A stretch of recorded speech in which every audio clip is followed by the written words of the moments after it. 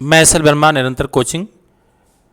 आज देखिए माध्यमिक शिक्षा सेवा चयन बोर्ड के रिजल्ट आ चुके हैं हिंदी के, जिसमें रेखा अग्रहर जी और आपके पति और एक आपकी बच्ची जो हम लोग साथ में हैं। आप जिला जौनपुर से हैं। आप निरंतर संस्था का नाम रोशन किए हैं क्योंकि आपका सिलेक्शन टीजीटी के पद पर हिंदी से हो गया है।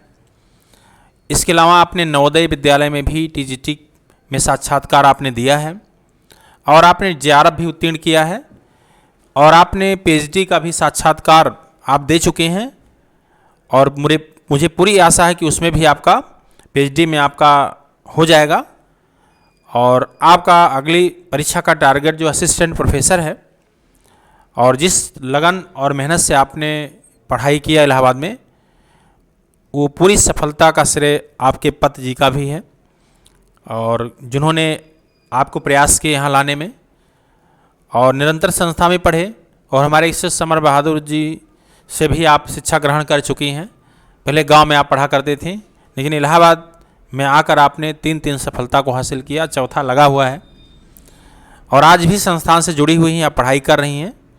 तो आज रेखा अग्रहर जी आप सभी लोग से बात करेंगे अपनी सफलता के बारे में। और आप लोग जितने भी लोग हमारी बात सुन रहे हो, जहाँ भी कहीं हो, देखिए हम लोग का ये उद्देश्य नहीं है कि संस्था का प्रचार करना।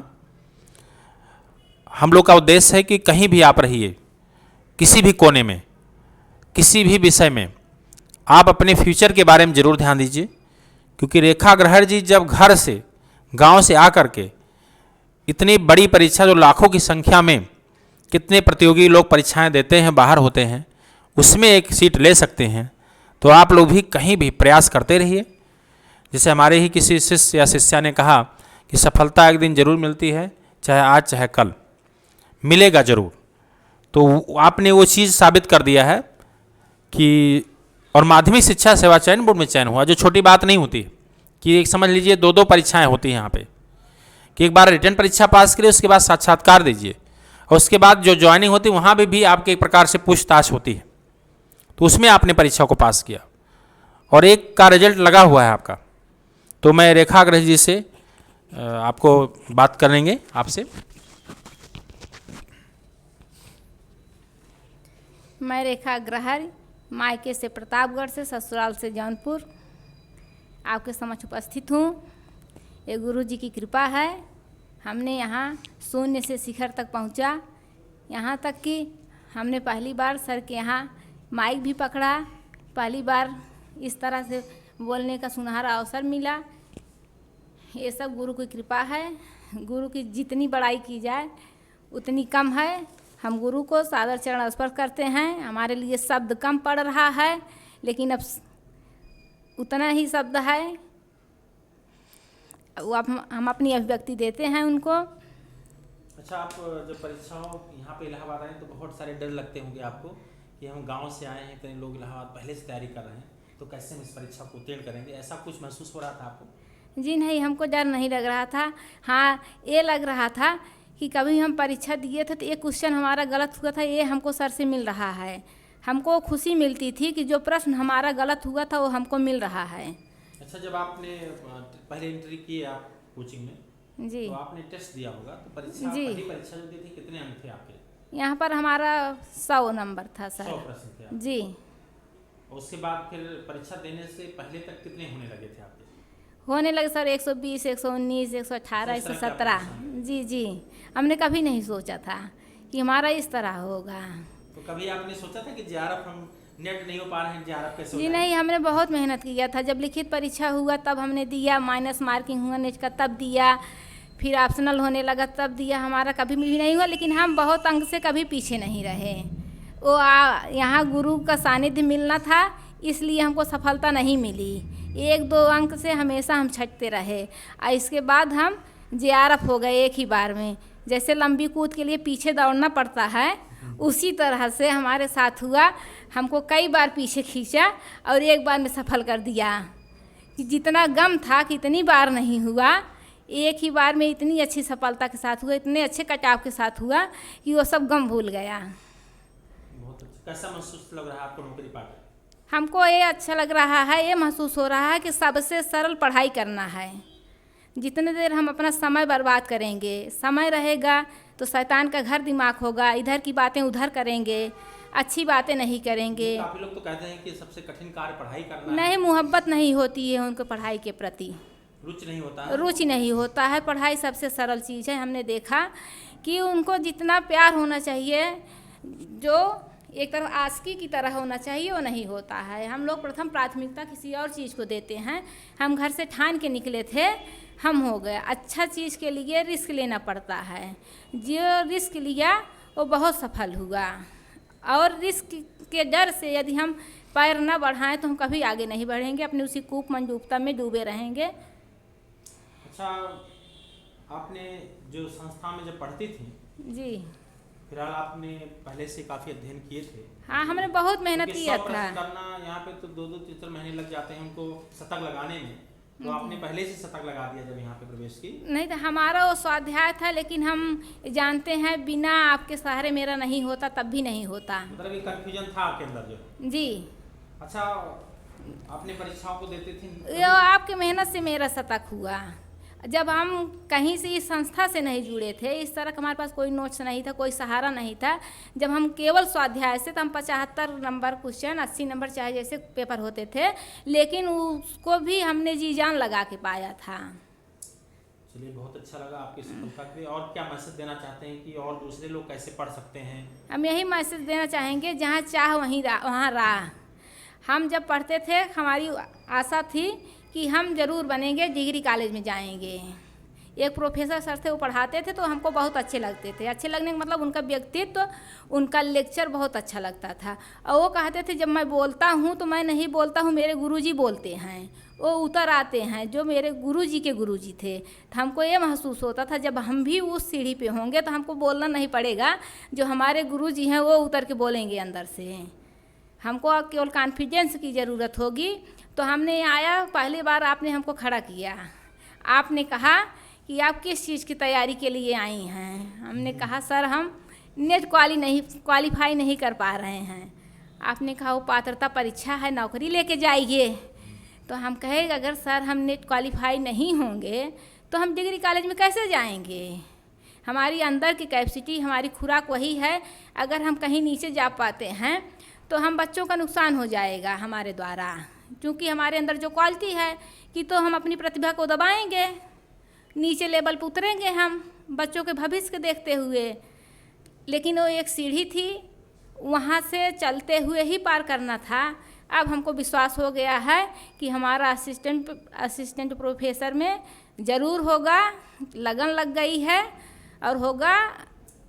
अच्छा, और पढ़ाई कर लेते थे आप, जिससे संस्था के अलावा आपने कितने घंटे लगभग? हमने कभी घंटा गिना नहीं, घंटा गिनने में तो 2-4 मिनट लगता, हमने अपने उस 2-4 मिनट को बचा लिया।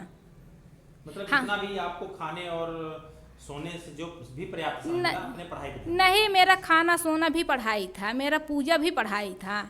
एक कहा जाता है कि अक्षर जो है वो ब्रह्म होता है, तो जो अक्षर है वो कर्म ही पूजा है। तो हमने जाना कि जब हम घर से निकले हैं पढ़ाई के लिए, हमारा परिवार हमको मौका दिया है, हमको गृहस्थी से छुट्टी दिया है, हमारा परिवार हमारे बच्चों को देख रहा है, तो हम उसी कार्य को करें।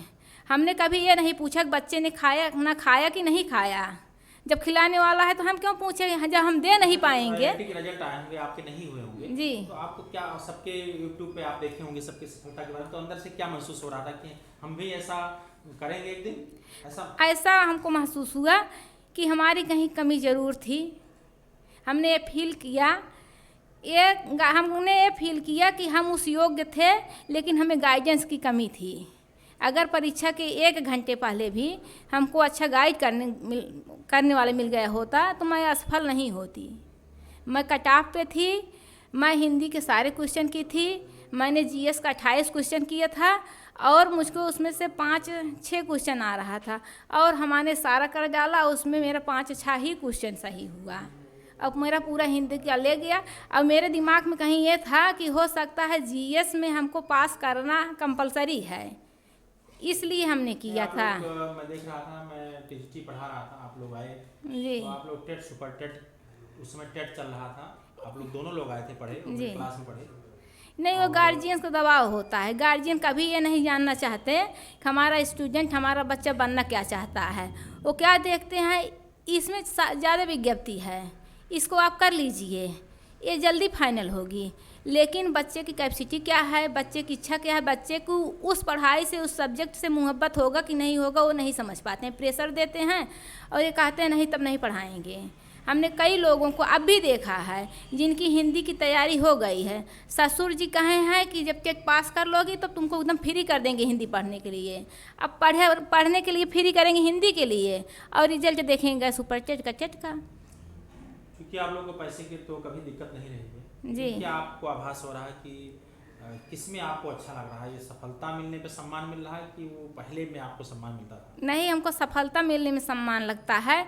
तो किसी के पास कितना पैसा हो तो हम अपने ज़रूरत की पैसा मांग सकते हैं, ये हमारा विचार है। लेकिन हम किसी अगले को देना चाह रहे हैं, हमारे किसी को ये समझ में आ रहा है कि ये देने की कंडीशन में है, तो हमारा गार्जियन हमको नहीं दे पाएगा उतना, या हम मुँह नहीं खोल पाएंगे। तो हम, लेकिन वो हमको कितना भी दे देगा तो हम उससे संतुष्ट नहीं रहेंगे, क्योंकि जो हम अगले को देना चाह रहे हैं, जो हाथ पीछे करके देना चाह रहे हैं कि कोई ना जाने और हम मदद कर दें, तो चीज़ कैसे, वो हमको पीड़ा देती थी। वही हमको मार डाला कि अगर हम 10 रुपया किसी को देना चाह रहे हैं और 100 रुपया हमारे जेब में है, लेकिन गार्जियन की जानकारी में है कि 100 रुपये इनके पास है, मैं उस 10 रुपये के लिए मर गई, लाख हस्बैंड दी हूँ, ससुर दी हूँ, परिवार दी हूँ, बहुत प्रॉपर्टी है, वो लिखा पढ़ी में है, उनको जानकारी में है, लेकिन हम कहीं खर्च करना चाह रहे हैं। मैं केवल इसीलिए कि हम कहीं अपने मन से पैसा खर्च करना चाह रहे हों तो खर्च कर सके।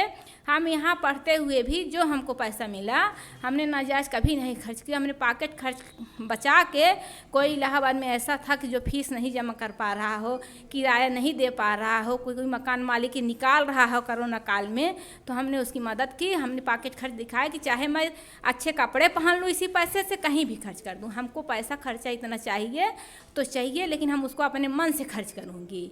मेरा एक ही सोचना था सर। आपकी फैमिली बहुत खुश है? हाँ। कि आप बगल में हैं, आप जो है जी। आप क्या कहना चाहेंगे, आपको कैसा महसूस हो रहा है? कभी सोचे थे कि आप कि मैडम सेलेक्ट होंगी कभी? आप बताएंगे। ये मेरे हस्बैंड का बहुत सहयोग रहा है। हमारे 2 बच्चे हैं, एक हाई स्कूल में पढ़ रहा है। मैं दिलीप कुमार अग्रहरी, सागंज तहसील, जिला जौनपुर से हूँ।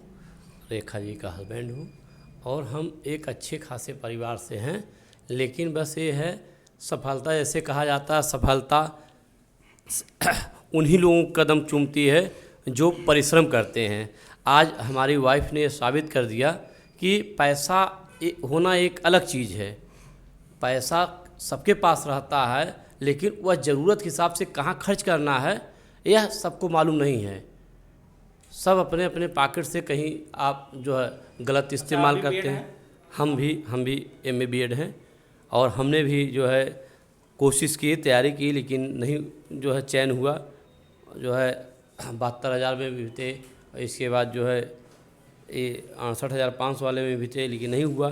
तब हमने सोचा कि हमारी एज भी इससे कट ऑफ हो जा रही है, तो इनके अंदर की प्रतिभा को हमने झांका और देखा कि हाँ वाकई में इनकी प्रतिभा है पढ़ने की। तब हमने अपने घर से पूरा एकदम समझ के, चूँकि ये इतनी दबाव में थी कि इतनी अच्छी फैमिली से कह रही थी कि क्या हमारे घर में खुद 8-10 नौकर हैं, जो कि हमारे बड़े भाई साहब हमारे HP गैस एजेंसी है, हम बीबीगंज से जो है रहते हैं वहीं, और सागंज मकान है, और इलाहाबाद में है, लखनऊ में, कहाँ नहीं, लेकिन फिर भी हमको एक कमी महसूस हो रही थी कि इन्होंने कहा कि हम अपने स्वाभिमान से, प्रतिभा से एक मुकाम हासिल करेंगे। वह हमारी सरस्वती के जो है किरण कमलों में है, और हम उस ढंग से जो है पैसा प्राप्त करेंगे, और हम जहाँ लगाएंगे एक उचित जगह लगाएंगे। तो हमने इनका सहयोग किया, आया, और इलाहाबाद में हमने आए तो जो है निरंतर कोचिंग से हमने संपर्क किया। तो हमारे गुरुजी SL वर्मा जी, हम रोने लगे कि नहीं गुरुजी नहीं हो पाएगा, लेकिन उन्होंने कहा नहीं, इनका भी सिलेक्शन होगा, आपका भी चयन होगा, बस आप थोड़ा इनको सपोर्ट करिए, भूल जाइए बच्चों को जो है केयर करिए, इनको भूल जाइए, बस देखिए इनका समय दीजिए, इनका चयन एक न एक दिन ज़रूर होगा। बस आप सहयोग करिए और आज उस मुकाम पे इन्होंने खरे साबित हुए और उसमें गुरुजी का सहयोग और इनका स्वाभिमान और सफलता का परिश्रम का परिचय दिया इन्होंने। आज हम उस मुकाम पे पहुंच गए हैं और क्या कहें, चंद शब्दों में बस यही जो हम कहना चाहते हैं। और भी कुछ मैसेज आप करना चाहते हैं कि? लास्ट में हम सर यही कहेंगे, जहाँ चाह वहाँ राह। हम पढ़ाई 2005 में एमए किए, 2011 में बीएड किए, इसके बाद किसी संस्था से नहीं जुड़ पाए, लेकिन हमारी लालसा थी। हम घर का वर्क करते हुए कुछ चिट पे ही लिख लेते थे, पढ़ाई से संबंधित कोई बुक ही ले लेते थे, कपड़ा धुल रहे हैं तो कहीं कुछ लिखकर ही टांग देते थे। इस तरह से हमारी लगन थी कि और हमको छाँटने नहीं आता था, सागर से मोती बीनने नहीं आता था। ये प्रक्रिया, एक क्रिया जो है गुरुजी ने हमको सिखाया।